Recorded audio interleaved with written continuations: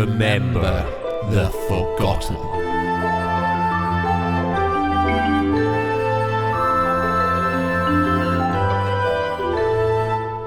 Chapter 8. Perils of the Road. James, Sapphire and Samuel soon re-emerged from the trees and stepped through the low brush at the side of the road, returning to the soft dirt of the long-trodden path. The sky, once again clearly visible, remained pale and overcast, but it was yet bright enough that James shielded his eyes as he stared upwards to appraise the time of day. "We made good time," he announced. "We should be back long before dark." Samuel's lips moved in silence for a moment, as if unsure how to start his sentence. Eventually, though, it came. I don't want to go back to McInerney anymore," he said. "What?" inquired Sapphire. "Why?" I just don't want to," replied Samuel. "Can you take me somewhere else?" "Where is it you want to go?" James asked in return, brow furrowed as he looked down from the sky and confusedly at Samuel. Samuel looked down as well. "Just far away from here." James and Sapphire exchanged a wordless glance, the forest silent for a moment. "It'll cost you a fair bit extra," Sapphire warned him, tilting her head. "That's fine," said Samuel, "though I won't be able to pay you up front." James and Sapphire looked down towards the gem, its shape visible as it weighed down Samuel's pocket. Samuel placed his hand into his pocket and gripped the object, staring back at them questioningly. "I suppose that won't be a problem," Sapphire said. "I doubt you'll be short of coin any time soon." Samuel nodded slowly, but did not respond. "Fine then," James begrudgingly agreed. "Let's mount up and head south along the road. We'll figure out where to go from there." Suddenly, Samuel spun around towards the forest again and took a step back. His eyes were wide, filled with worry, but also with curiosity. "What is it?" asked James, turning to look at him. Samuel's gaze remained transfixed as he took another step back. I'm sensing something." James and Sapphire looked towards the trees just as they began to feel a shaking in the ground, intermittent, heavy, like the footsteps of an elephant. As the three exchanged concerned glances, the rumbling became heavy. The trees began to sway, and birds flew from their nests, scattering to the winds. "Stand back," Sapphire commanded, drawing her sword as James stepped into formation beside her, slowly backing up into the road.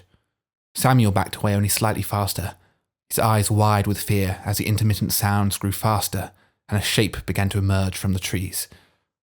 The lumbering figure stepped free of the tree line suddenly, snapping whole branches from the thick canopy. It was tall, easily 4 times the height of a human, though human it was far from.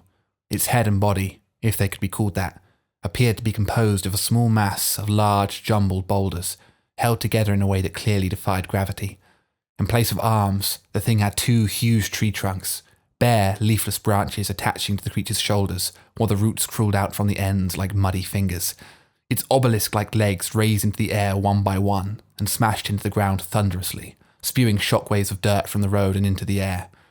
With the sound of scraping stone, its boulderous head lowered and gazed intently at the 3 bewildered travellers through 2 glowing circles of bright green, which could only be eyes, alone and unwelcome on the otherwise featureless rock. "Get to the horses!"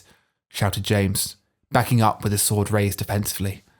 Sapphire looked up and down the empty stretch of road, danger rising in her voice.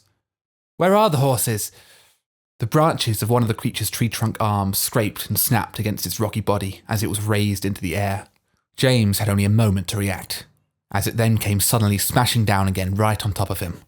He leapt to the side, feeling the air whoosh past him while he slid across the dirt and stumbled back to his feet. The creature ignored him then, instead turning slowly and heavily towards Sapphire and Samuel as they considered their next move. "Stay far behind me," Sapphire shouted to Samuel, just before one of the lumbering trunks came sweeping at her from the side.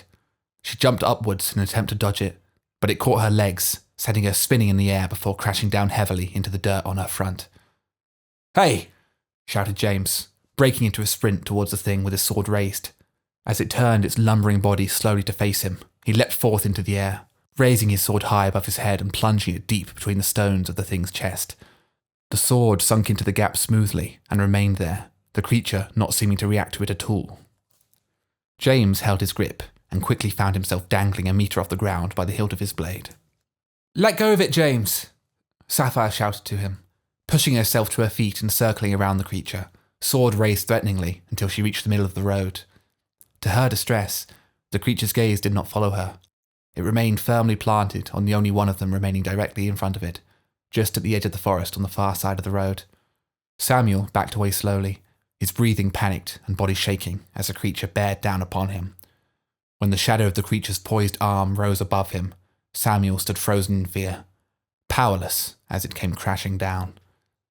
James let go of his blade and landed hard on the ground, pushing himself up with all his might and sprinting towards Samuel.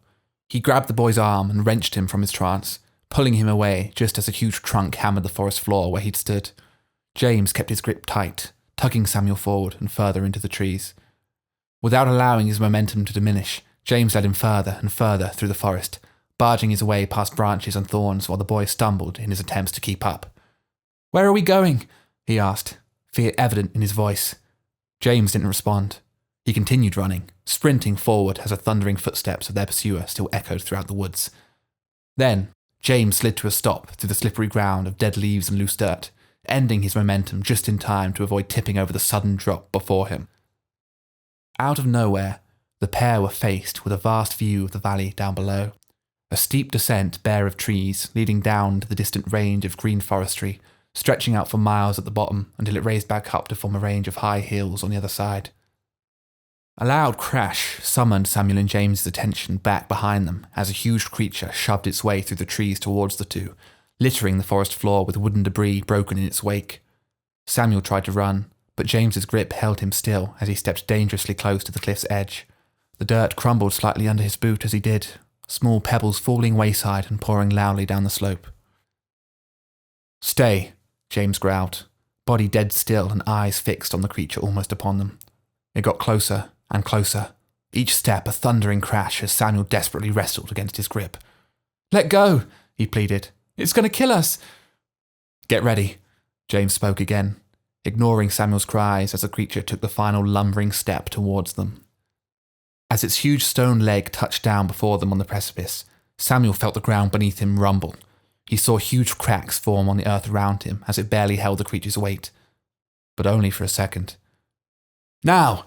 James shouted, leaping forward between the creature's legs just as the ground gave out beneath it, earth collapsing into a coarse landslide which its stony legs sank through like mud. Samuel felt himself jostled forward, instinctually trying to jump from the crumbling ground right as it fell beneath him, and suddenly, there was nothing beneath him at all. The stone creature's body leaned over the edge as its leg crashed through the soil and began to slide down the slope, forcing the heavy chunks of its body to curve in on themselves under the sudden heavy force of gravity. As the thing began to come apart, a horrid sound of crunching and cracking stone filled the air, James's sword meanwhile slipping loose of its prison and falling waywards.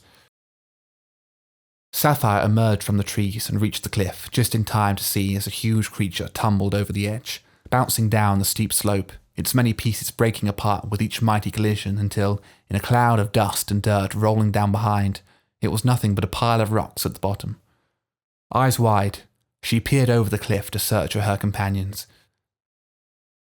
James swayed on the underside of the shattered cliff face, one hand tightly gripping a long branching tree root sticking out from the earth, and the other Samuel's wrist as the boy stared down at the drop below him in silent panic.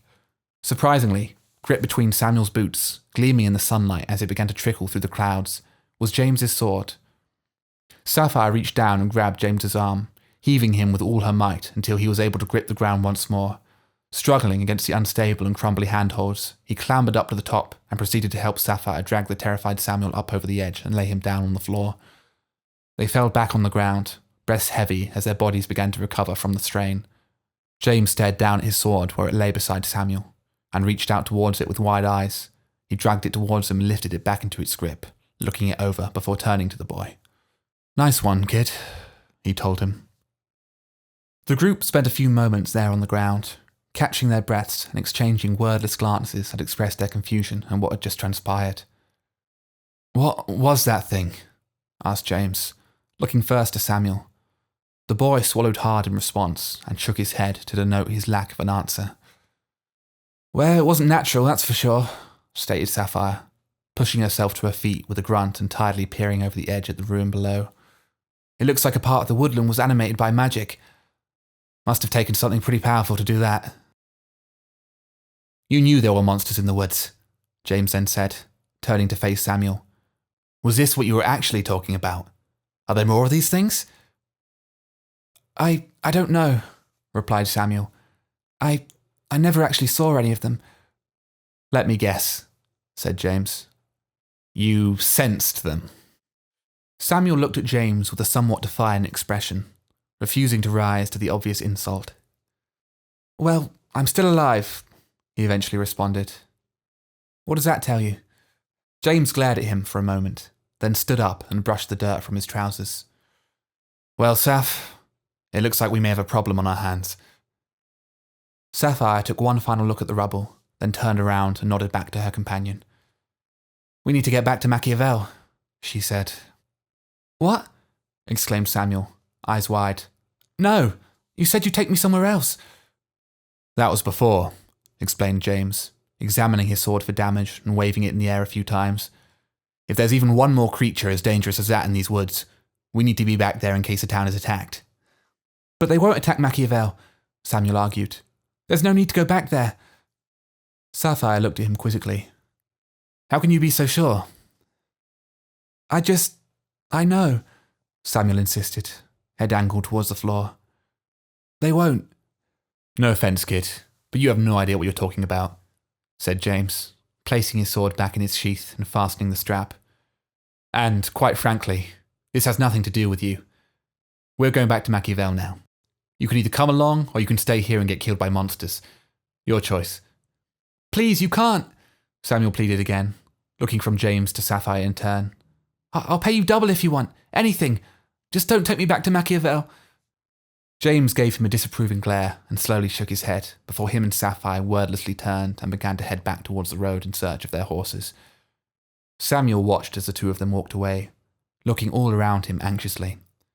With every second, the footsteps of his only companions got quieter and quieter, and the noises of the woodland became more focused. Every chirp of a bird, every rustle of a bush caused Samuel to spin around in fear of what might await him. Looking back to James and Sapphire's departing figures, he grimaced and finally ran to catch up.